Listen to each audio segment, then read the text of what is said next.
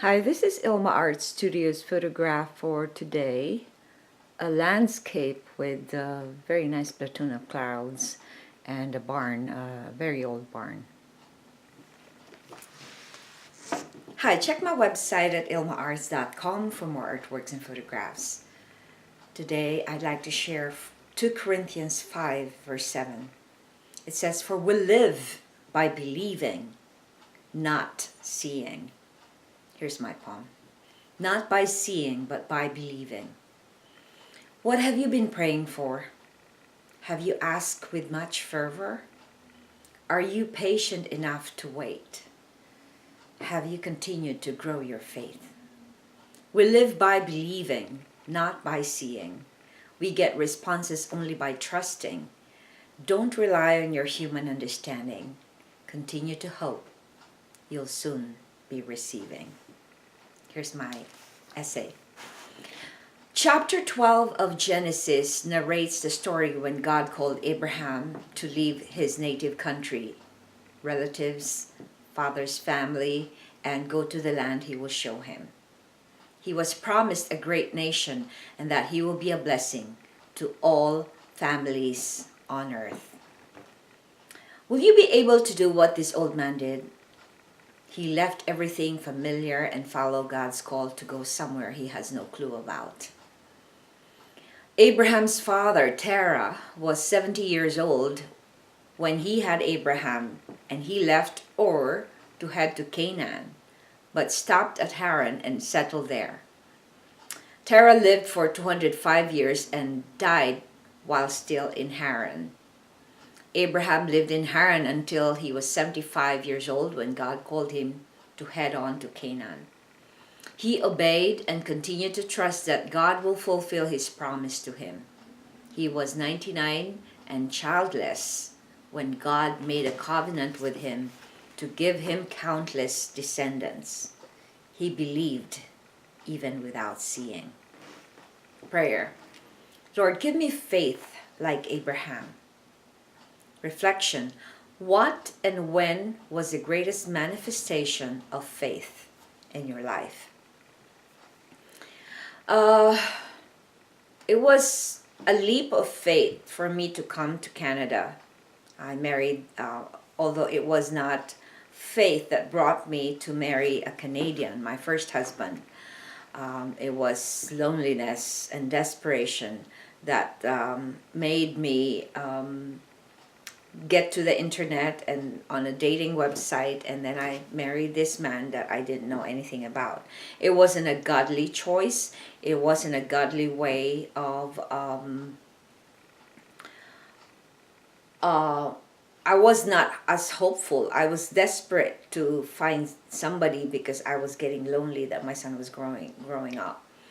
And so despite my wrong choice to get married to a Canadian, God used that because he probably was calling me internally that he wants me to go back to him and serve him and do his ministry for him.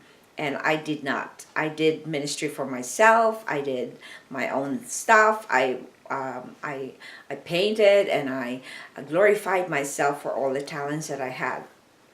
So in a way, God used my desperation and my loneliness to be with somebody. He used that so I can be pulled out of my country and come to Canada. If I wasn't pulled out of my country to come here, I would still be doing the rat race. I would still be performing and doing things for myself. So when I came to Canada, of course, because it was not a godly marriage, it didn't last long. We were divorced. I was abused by my first husband emotionally and spiritually and financially and mentally. But God pulled me out of that situation. And then again, I did things on my own again by marrying Dan, my second husband, and God still allowed it to happen, but pulled me out of it again. I did not leave my husband, because when I wanted to leave my husband again, God told me to stay. Stay, because I'm trying to grow you and your faith in me, and I'm trying to use all your gifts that I've given you so that you can glorify me. And so I stayed. When I stayed, that's when all the healing, it didn't take a while. It took a while before I was totally healed of my emotional scars, my spiritual scars.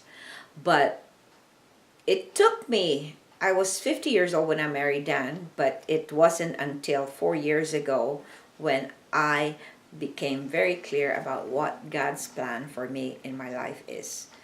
And it was over 50 years of idolizing myself. It's an idolatry, self-idolatry, and just performing and performing, because I thought, like, I know it all. I thought I had it all together, but God used all of this so that I could glorify Him.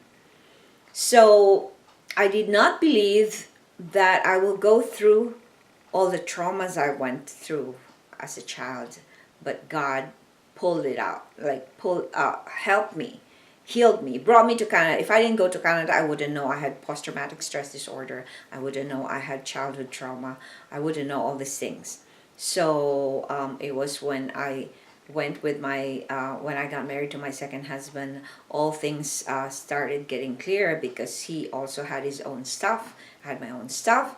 And finally, God showed me that I had to deal with the pain, emotional pain and emotional scars that I went through as a child and as I was growing as a teen and an adult. So that was the greatest manifestation of faith that I put to God. Right now, I believe everything. I will never question Him anymore. I used to question Him when I was in my 20s, but now I will never question Him, because I know even if I don't see, that He's still working. And even if things do not seem to be possible, I know anything is possible for a person who believes. Thanks for watching, and I hope you check my website at ilmaarts.com for more artworks and photographs. So continue to believe, even if you don't see anything happening. For all you know, God is working people's heart, and you can't see people's heart. You can only know that God can do anything for you.